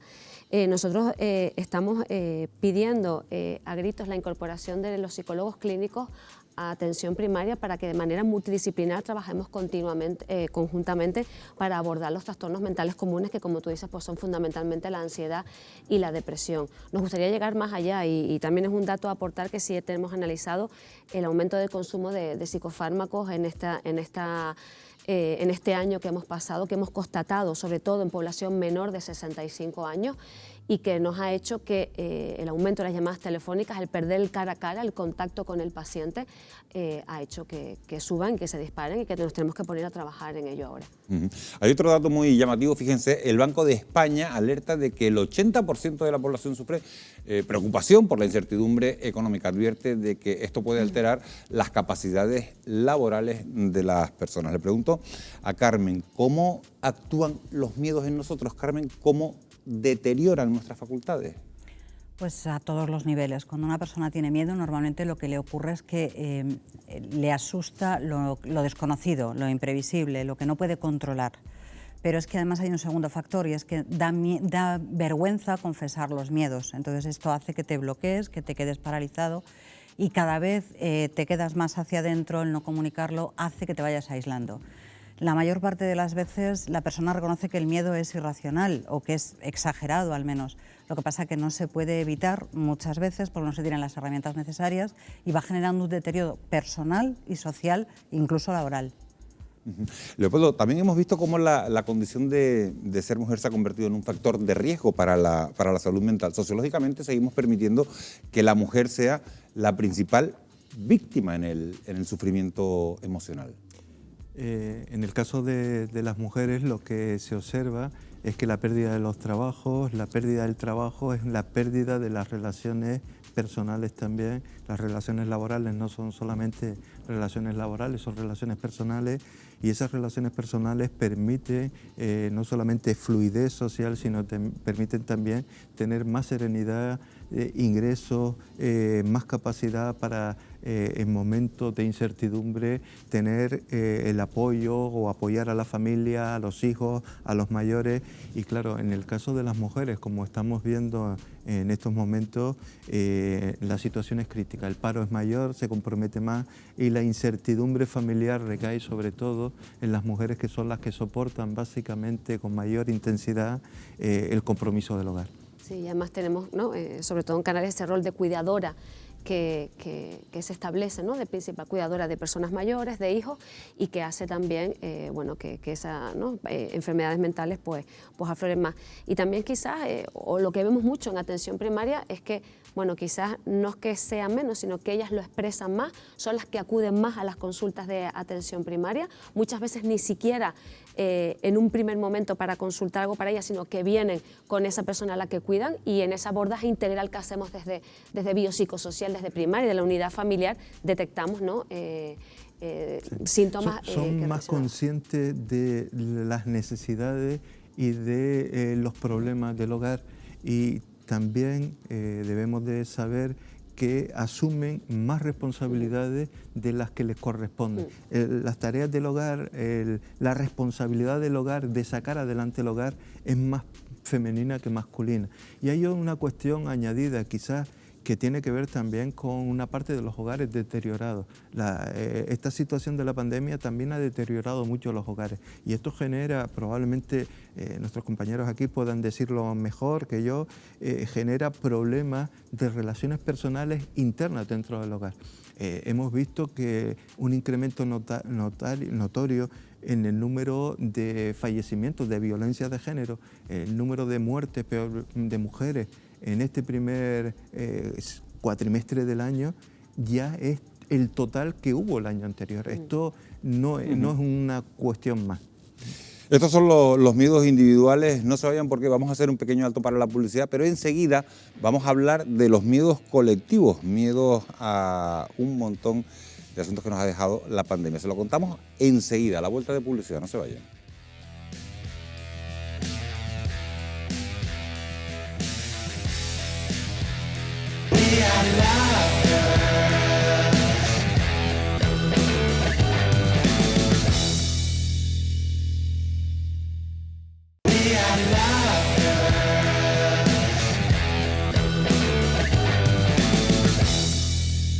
Once y 26 de la noche, seguimos en directo en Fuera de Plano en Televisión Canaria. Vamos a dar paso ya a la segunda parte de nuestro reportaje de esta noche, en el que les vamos a mostrar otro tipo de miedos. Ya no hablamos de los individuales, sino de los colectivos, que también los hay. Un ejemplo es el temor al cambio climático, que avanza sin una respuesta global, o los que tienen que ver, por ejemplo, con la inseguridad ciudadana. Lo vemos ya. Nuestros miedos suelen ser un secreto para la mayoría de nuestro entorno. Aunque a veces nuestras preocupaciones no son únicas. La sociedad genera incertidumbres y problemas comunes que hacen que la mayoría compartamos los mismos temores.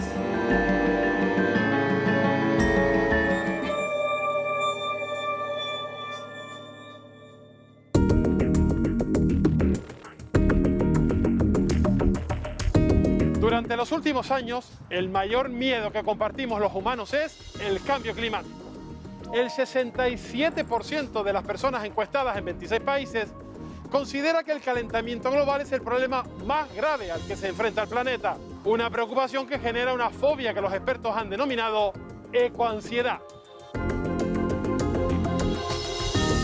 Las personas que suelen ser más proclives a sufrir esto como un problema suelen ser personas que en sí mismo la ansiedad no la manejan bien. Vienen siendo un poco pues un exceso de nerviosismo, preocupación, pueden sentir frustración, pueden sentir impotencia, pueden incluso hasta no querer salir o no querer participar en determinadas actividades. Entire ecosystems are collapsing. We are in the beginning of a mass extinction, and all you can talk about is money and fairy tales of eternal economic growth. How dare you! La preocupación por el cambio climático afecta a los más jóvenes, un miedo que se transforma en activismo ecológico como el que representa Greta Thunberg. Escuchen gobiernos, este es el mensaje, un solo planeta es lo que tenemos. Victoria, Mirela, ¿qué es lo que más les preocupa o lo que más miedo les da en relación a esa problemática medioambiental? En mi caso, es la subida de los niveles del mar y de los océanos, especialmente en nuestras islas. Una de las cosas que a mí más me preocupa es que se descongelen los polos y puedan salir de ahí bacterias o virus que son totalmente desconocidos y pueden dar lugar a pandemias incluso peores que esta. Cambiar de mentalidad es la base en esta sociedad que todos estamos de acuerdo en que es globalizado, sería ideal para continuar.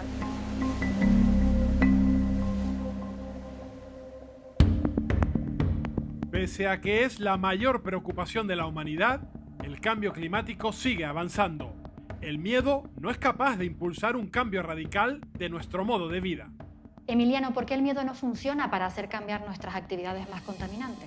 Bueno, primero no es muy ético, no se puede amenazar para cambiar a alguien, ¿no? Además puede generar pánico, terror, puede generar situaciones difíciles luego de controlar, ¿no? Además, pues el miedo funciona a corto plazo. Nosotros aquí con la ecología necesitamos cambios a largo plazo, ¿no? Y además funciona en general para convencer a alguien sobre normas muy específicas. Nosotros aquí, sin embargo, necesitamos un cambio de mentalidad general, ¿no? ¿Y qué funcionaría mejor que el miedo para luchar contra el cambio climático? No hay que obligar a la gente, no hay que poner miedo a la gente, hay que convencerlas y explicándole por qué hay ciertas razones, ciertas aproximaciones detrás de la ecología y del ambientalismo. Al fin y al cabo se trata de explicar a las personas por qué tienen que cuidar de su propia casa, ¿no? La ecoansiedad es un concepto nuevo, pero está muy ligado a otro, la solastalgia. Son trastornos psicológicos que se producen en una población tras cambios destructivos en su territorio, de forma que las personas que han sufrido un desastre natural presentan un 4% más de posibilidades de padecer una enfermedad mental. Armando Sosa, vecino de Valsendero, ¿hay miedo después de haber vivido tantos incendios forestales? Por supuesto, habiendo vivido el incendio de 2019, nos quedó marcado ese desalojo. Tenemos muy presente que cada verano estamos en peligro. La cada vez mayor cantidad de vegetación que tenemos alrededor de nuestro barrio hace que veamos el peligro y que cuando las temperaturas son altas y llegan el verano, todos los vecinos extremamos las precauciones y a la mínima estamos mirando la posibilidad de que se provoque un incendio. Los grandes incendios forestales que ha sufrido Canarias producen en la población pues, niveles de estrés agudo, síntomas de ansiedad, depresivos, sobre todo las emociones también de miedo. Los periodos de sequía y de calor extremo, donde sabemos que se pueden producir más incendios, pueden conducir a volver a reexperimentar el evento. Algunos lo niegan y no temen que la Tierra esté cambiando. En las últimas 3 décadas se ha predicho al menos 5 veces y con fechas concretas que el océano glaciar ártico sería navegable. Sin embargo, han vencido todas las fechas previstas para ello y el hielo sigue ahí. Pero no es cierto. Todos los informes científicos acreditan que la temperatura de la Tierra no para de aumentar, lo que se traduce en graves afecciones al medio ambiente y a nuestra salud. A pesar de esos estudios, el negacionismo con raíces populistas se expande.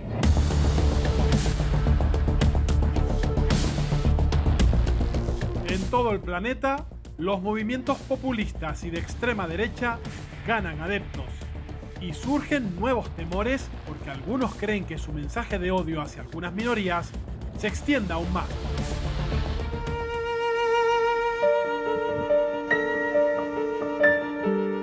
Lohuela Mintelmami, abogada, ¿qué sensaciones te genera desde tu posición de implicación con el colectivo inmigrante el auge, el aumento cada vez más de poder y de influencia de movimientos populistas y de extrema derecha? A mí me genera pues frustración, porque creo que ese auge se le da pues por desconocimiento de las personas que están en determinadas zonas, en determinados pueblos, el creerse unos bulos o unos fake que puede crear determinados partidos políticos de la extrema derecha en fomentar que las personas piensen que las personas migrantes son sus enemigos. Y esto no es la realidad. Estos miedos que no solo se trasladan hacia la población canaria, sino que también ese miedo se traslada al mismo colectivo de personas migrantes. ¿Cómo se puede poner en contraposición siempre la xenofobia, el racismo y todo esto que se ha generado para que unos pocos se beneficien y puedan tener auge en su partido político en un Congreso de los Diputados? Pues siempre con información. Tenemos una ciudadanía que hoy en día está aceptando discursos cada vez más simplistas. Lo que se ha llamado como el trumpismo o el trumpismo, que ha salido en Estados Unidos, es un discurso simple, llano, que llega a una población que está agotada económicamente y que está dispuesta a comprar cualquier argumento con tal de salir de esta situación. La polarización de la política no tranquiliza a la sociedad. La polarización, el ir hacia los extremos, agudiza indudablemente la situación política. Este fenómeno se está dando en esta época, se da desde hace unos 7 o 8 años para acá. Esa tendencia la estamos viendo en Italia, en Francia, indudablemente. ¿Por qué se da en esta situación? Yo creo que tiene que ver con ese hartazgo de la política tradicional y el tema de la crisis económica. Yo creo que eso es fundamental.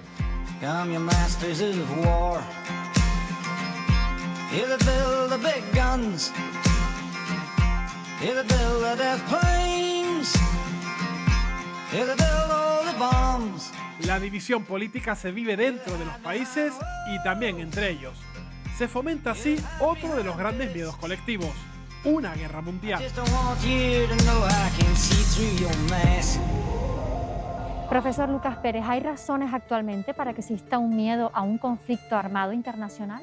Sí es verdad que estamos viviendo un momento de desestabilización en el que un conflicto armado entre estados al modo clásico parece difícil que se pueda ver, pero sí que es verdad que conceptos como la guerra híbrida o también las zonas grises sí que está produciéndose y puede provocar nerviosismo en los gobiernos y malas relaciones entre los grandes bloques geoestratégicos. Y estamos viéndolo en el este de Europa, estamos viéndolo en África, estamos viéndolo en Asia con el golpe de Estado de Birmania, estamos viéndolo en Latinoamérica con lo que está viviendo en Colombia o en otros países que también tienen una gran crisis económica. ¿Y cuál es el riesgo del que estamos hablando? Yo creo que sí podríamos decir que es más un riesgo medio bajo, porque no creo que esas situaciones internas que se pueden vivir se trasladen hacia posibles conflictos armados entre estados, que es más difícil ahora mismo.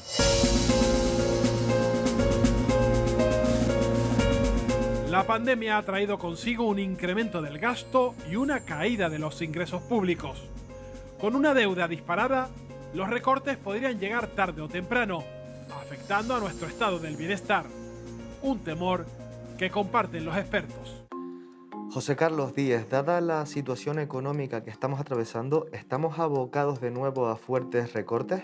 El gobierno acaba de mandar el programa de estabilidad a Bruselas y los recortes en ese plan de ajuste no empezarían hasta 2024, ¿no? Es posible que a lo mejor lleguen antes, pero vamos, en ningún caso este año y el que viene parece que vaya a haber recortes. El problema es hacer todo ese ajuste y planificarlo bien, porque hemos aumentado mucho el déficit público en esta crisis y evidentemente que un plan de ajuste va a tener que llegar. ¿Esta realidad cómo puede afectar a nuestro estado del bienestar? Pues eso es lo que hay que debatir. Habrá que hacer una reforma fiscal y subir los impuestos. Y por otro lado, hay dos partidas de gasto muy asociadas al tema de envejecimiento de la población que crecen de manera natural, sin necesidad de tomar medidas expansivas, que es las pensiones y el gasto en sanidad, ¿no? Voy a proteger mi casa.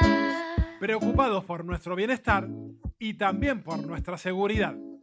El número de alarmas en viviendas no deja de aumentar pese a que los datos de delincuencia son menores cada año. De hecho, en las islas, de 2019 a 2020, los robos con fuerza en domicilios cayeron un 18%.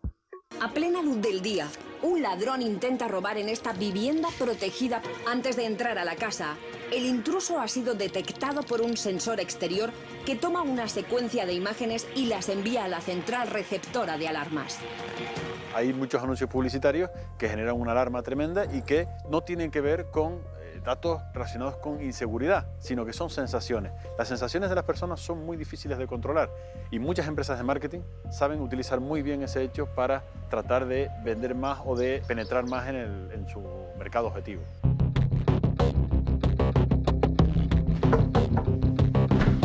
Sara, pasa.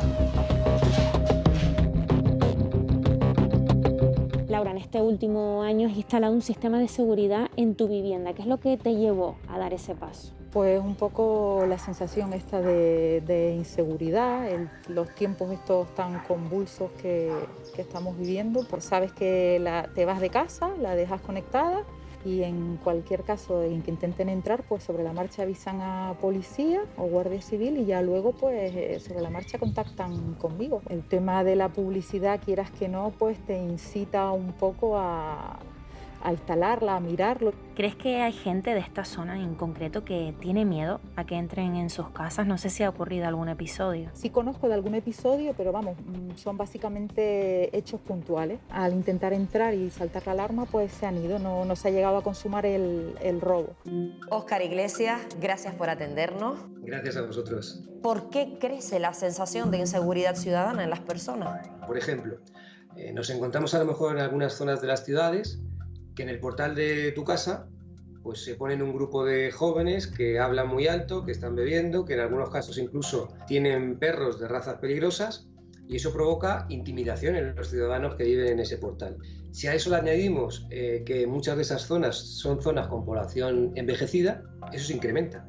Por tanto, una cuestión de convivencia que puede ser decirles que no pueden estar en el portal de esa vivienda, pues si no se localiza y si no se resuelve de una manera temprana, puede generar esa sensación.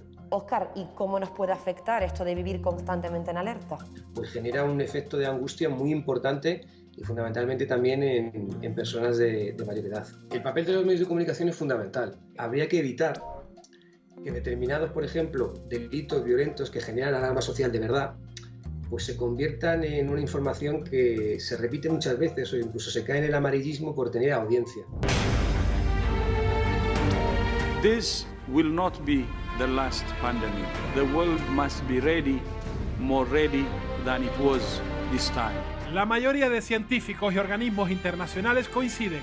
Habrá nuevas pandemias y pueden ser peores que la del coronavirus. Se calcula que podrían existir 1,7 millones de virus sin descubrir en aves y mamíferos, de los que 850.000 podrían tener la capacidad de infectar al ser humano. Un gran temor sería que surgiese un virus que se transmitiese muy bien y que fuese muy patogénico, ¿no? ¿Esto puede ocurrir? Esperemos que no, aunque hay variantes de la gripe que sabemos que podrían tener este potencial, ¿no? ¿Se está haciendo lo suficiente en España a nivel de inversión en ciencia para poder anticiparnos a situaciones como esa? En España se ha invertido menos en ciencia que en otros países de nuestro entorno. El riesgo que tenemos ahora es que esto acabe siendo un poco cortoplacista, ¿no? Porque ahora está llegando una inyección importante de dinero de Europa, pero ¿qué pasará dentro de pocos años, ¿no? Si esto deja de ocurrir?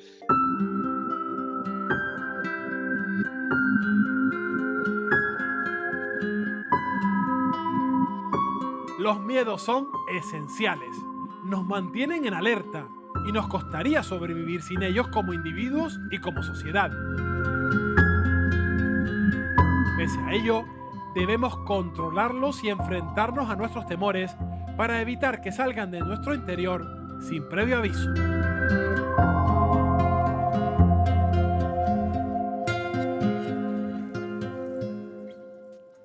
Las consultas psicológicas se han incrementado en España un 30%, haciendo evidentes las carencias del sistema. Desde los colegios oficiales piden un plan institucional para hacer frente a la demanda y el reconocimiento de la importancia de la salud mental. Es precisamente lo que lleva años solicitando la Asociación Canaria de Neuropsiquiatría. Saludamos ya a su presidente, a Francisco Rodríguez. Muy buenas noches, señor Rodríguez. Hola, buenas noches. Desde organismos internacionales como la ONU se advierte de que el sistema de protección español está roto por dejar atrás a numerosas personas vulnerables en plena crisis sanitaria.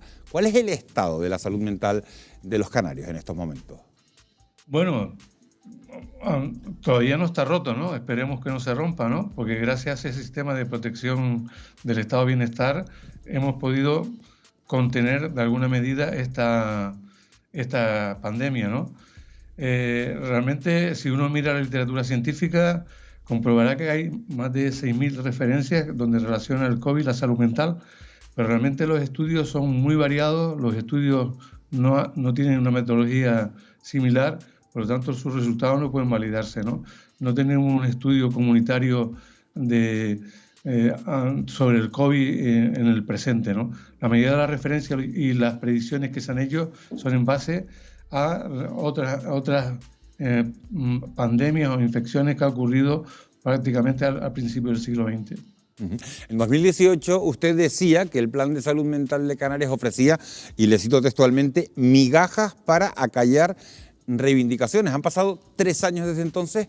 ¿Cómo valora ahora la atención pública de estas patologías en las islas? Bueno, esa opinión la vertí cuando había un informe del Consejo Económico y Social que era demoledor sobre el plan de salud mental que se estaba presentando en aquellos momentos, ¿no?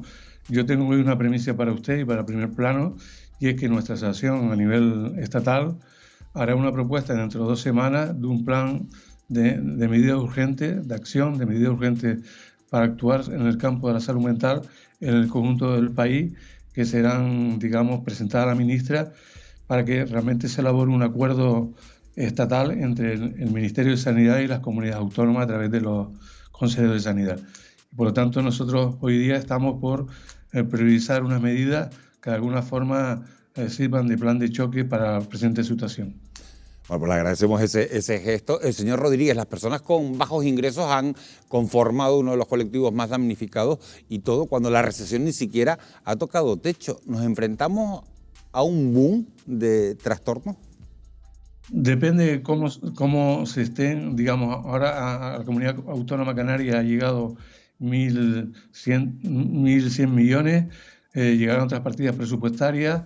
Depende cómo, digamos, todas las medidas que el Estado ha ido arbitrando y la Comunidad Autónoma ha ido arbitrando para contener, digamos, la pobreza, para contener el desempleo, para contener, digamos, fortalecer la red de apoyo, que cómo se agilice esas medidas van a ser importantes para definir hacia dónde se inclina la balanza.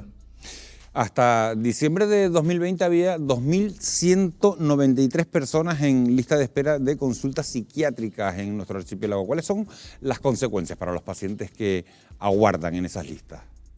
Bueno, quiero hacer un matiz que no son listas de espera de personas urgentes, porque en todo este tiempo los servicios públicos de salud mental han atendido todas las urgencias psiquiátricas. Por lo tanto, como va a ocurrir en todo el sistema sanitario, habrá que hacer un plan de choque para las listas de espera que ha ocurrido en todo el sistema sanitario, ¿no? Francisco Rodríguez Pulido, muchísimas gracias por atendernos esta noche, por haber estado en Fuera de Plano. A ustedes. Bueno, nosotros muchas gracias, hacemos un pequeño alto para la publicidad, solo un minuto, y volvemos a nuestra mesa de debate, seguimos hablando de salud mental.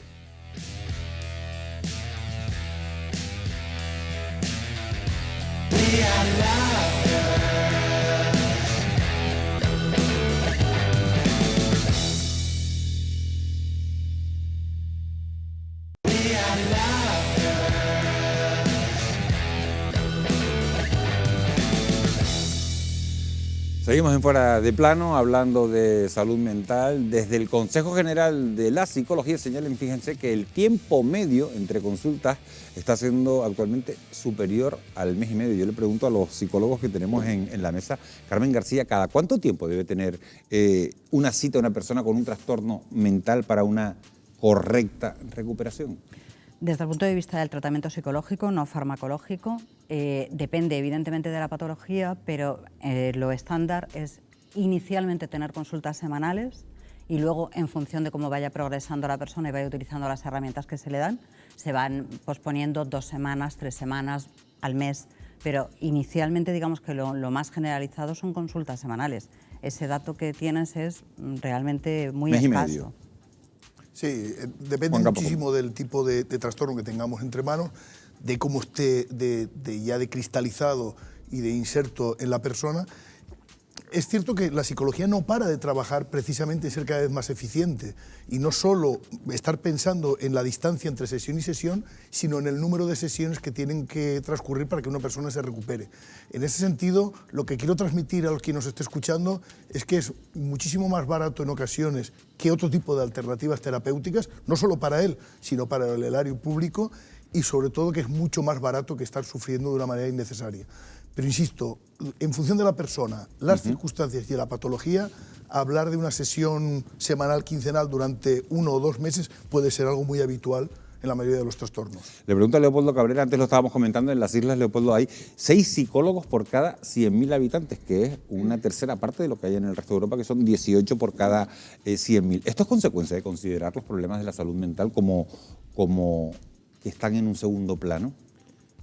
Pues no solamente el tema de la salud mental, sino las deficiencias también en la atención primaria, como ha comentado antes Ana, y otras deficiencias que tenemos en Canarias de los servicios públicos, en la atención, en los servicios sociales, y la salud mental también es una parte de la atención que las instituciones públicas, los organismos públicos tienen que tener en un primer plano para trabajar con ellos. Ana, hay un dato que me llama mucho la atención en Canarias. Según la última encuesta nacional de salud, el 12% de la población toma tranquilizantes y el 4,5% antidepresivos. ¿Se recetan fármacos en exceso por la falta de otras terapias como la psicológica? Pues obviamente, porque si no tenemos la opción, que es, como dice el compañero, es más eficaz una terapia psicológica que un tratamiento farmacológico, pero desde el punto de vista del sistema, desde primaria, al que represento, es muy complicado abordar una lista de espera de 1 mes y medio, y 1 mes y medio me quedo corta. Tenemos listas de espera que pueden pasar los 6 meses para un trastorno mental. Yo también quiero decir que en primaria tratamos inicialmente el trastorno mental leve y común, pero nos falta tiempo y nos falta herramientas y reciclaje de formación para intentar empezar a abordar ese tema y luego ya pasarlo a los compañeros para que sigan. ¿Qué nos queda? Recetar fármacos para aliviar esa sintomatología que presenta, porque no tenemos otra alternativa. Por lo tanto, es fundamental invertir en salud mental, obviamente, en atención primaria, en atención social y en atención económica, porque otra cosa es también, tendremos que también, por un lado, muchas de las enfermedades de salud mental, enfermedades mentales, son consecuencias de problemáticas sociales y económicas que podemos tratar psicológicamente y farmacológicamente, pero que el problema social y económico sigue estando ahí. Por lo tanto, tendremos que abordar todo, porque si, por mucho que tratemos, si el problema de base sigue estando, haremos una persona con una enfermedad ya catalogada, con un tratamiento crónico muy probablemente, con el mismo problema de base. Por lo tanto, que es un problema global que tenemos que tratar desde varios puntos. Me gustaría oír a los psicólogos, tanto a Juan como a Carmen. Carmen. Es que además de lo que ella está diciendo, no es solamente el tiempo que se tarda entre sesiones, que es fundamental, es el tiempo que se le dedica en cada sesión. A mí hay pacientes que me cuentan que yo lo entiendo, por cuestión de tiempo se le dedican 10 o 15 minutos. No es tiempo suficiente en ningún caso. O sea, yo no te voy a decir si es necesario que sean 50 minutos o media hora, depende del momento en que se encuentre ese enfermo. Pero 10-15 minutos es un tiempo totalmente insuficiente en atención psicológica. No puede ser. Juan, ¿se está usando los fármacos para abordar estos problemas? Sí, a mí lo que me sorprende de verdad, porque yo llevo muchos años en este terreno, es que los informes son demoledores. O sea, tenemos a favor a los economistas, tenemos a favor a los usuarios, tenemos a favor a muchos de los gestores sanitarios. Y sin embargo, a mí me sigue pareciendo absolutamente sorprendente como cuando tenemos todos a favor. Yo no sé si es un tema de ignorancia, no sé si es un tema de desconfianza todavía en nuestra profesión, o si no ya uno tiene que ponerse un punto paranoico y decir, ¿por qué no se da ese paso decidido ya a que los profesionales en el ámbito de la salud mental entremos por la puerta grande? Porque eso, insisto, no solo beneficia al usuario, que está ya más que demostrado, es que es más barato que estar llenando de fármacos, y con esto no quiero ir en contra en absoluto de la terapia farmacológica, que en ocasiones no solo es recomendable, sino imprescindible, sino que parece que nos están sustituyendo porque es algo más fácil, más cómodo, más rápido, más barato, y todos esos parámetros son falsos. Claro, y todo esto nos lleva a otro asunto, el coste medio. Hay gente que la sanidad pública no te ofrece la solución, te vas a la sanidad privada y buscas un psicólogo. El coste medio de la consulta de un psicólogo en este archipiélago es de 55 euros y eso provoca que haya personas que renuncien a esa atención privada. ¿Están ustedes a favor de establecer límites en los precios de los servicios psicológicos o psiquiátricos? Bueno, es un tema muy difícil en una sociedad como la nuestra, ¿no? Que es una sociedad donde también apostamos claramente por la libertad y que esa libertad que pueda tener en un momento dado un profesional de poner una tarifa a su trabajo, yo no sé hasta qué punto es, casi me atrevo a decir que decente que se lo impidamos. Yo creo en ese sentido en que el buen profesional sabe y debe saber que además de una cuestión económica tiene una responsabilidad social y por tanto yo apelo más a un criterio de responsabilidad social que a una cuestión de limitar desde arriba, pues esto es tu techo de precio. Porque entonces, ¿por qué en los psicólogos sí y no en los presentadores de televisión? O porque... O en los médicos, por ejemplo, que ahí es donde está el problema, porque yo me encuentro personas que vienen a la consulta y que me están hablando de que les está atendiendo, por ejemplo, un psiquiatra a nivel privado, que les está viendo 15-20 minutos porque ajusta una medicación, y les está cobrando 120 euros por esa consulta de 15 o 20 minutos. Y ellos lo que me dicen es muy bueno, me cobra 120 euros por una consulta. Por lo tanto, yo no tengo muy claro si tenemos que bajar los precios o a lo mejor tendríamos que subirnos para que crean que lo hacemos mejor. No lo acabo de entender. Yo lo que sí creo es que la sanidad pública es quien de verdad al final va a poner precio a la sanidad privada, ¿no? Si tenemos una sanidad pública que llega de una manera decidida y al máximo, pues el privado tendrá que saberse someter al imperio de una sanidad pública que llega a todos, ¿no? Yo creo que apostar por una sanidad pública. Y recupero un tema del que estabas hablando, Juan. Un estudio publicado, fíjate, por The Lancet señala que cada dólar invertido en el tratamiento de la depresión y de la ansiedad supone $4 de ahorro en el total del sistema sanitario público. ¿No es un dato que por sí solo justifica que se destinen, que es un poco lo que estabas diciendo antes, más recursos a estos tratamientos? Es que cuando buceas en el tema, de verdad que todo el mundo está de acuerdo. Te sorprendes, porque en todos los niveles, hablas con economistas, hablas con empresarios, hablas en el ámbito de la empresa y dices, no, si con lo que me voy a ahorrar en bajas laborales, ¿cuánto tengo que aportar para que esta persona resuelva su situación? Es que hemos hablado antes de fobias. Las fobias, como bien decía mi compañera, es totalmente limitante. Es el mejor antídoto, no es la palabra más correcta, es el tóxico más adecuado para la libertad y la independencia. Te coarta, te comprime.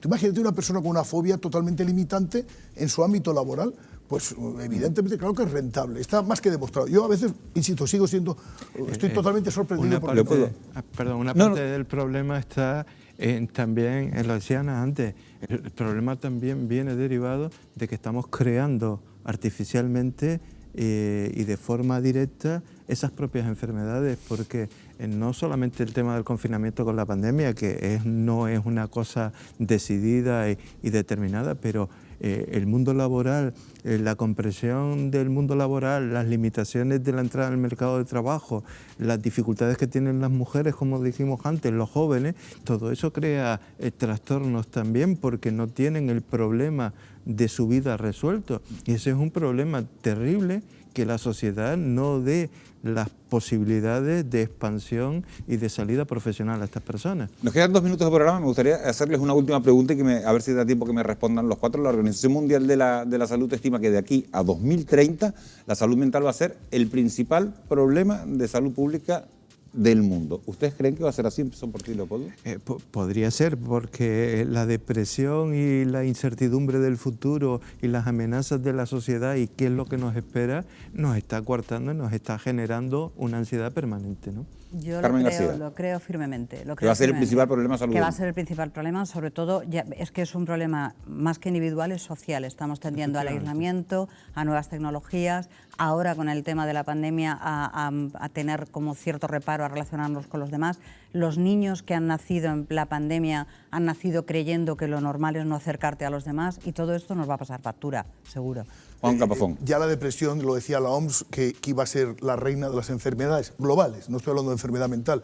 Si ya la depresión sola va a ser capaz de absorber ese porcentaje tan elevado de pacientes, pues imagínate si a la depresión le añadimos otros tantos trastornos en el ámbito psicológico, con lo cual, sin duda, afortunadamente tendremos los recursos seguros y tendremos la conciencia para luchar contra ello. Ana Daria. Sí, y yo añadir que abogo por la prevención. Vamos desde abajo, desde la educación de los más pequeños, a dar herramientas a la sociedad para no llegar a problemas mentales, a ser capaces de soportar la frustración y la resiliencia, que me parece que en este es un término que de todos es ahí, tenemos que aprender a hacerlo y a seguir para adelante. Creo que Muchísimas es fundamental. Gracias a los 4, ¿verdad?, por haber estado aquí y por haber cumplido esta recta final del tiempo para que los espectadores pudieran tener su opinión. Señores, gracias a ustedes y gracias a ustedes, como no, por estar una semana más al otro lado de la pantalla. Nosotros nos marchamos, son prácticamente ya las 12 de la noche, 23:59. Volvemos a encontrarnos si les apetece dentro de 7 días. Que tengan ustedes un muy feliz descanso. Buenas noches.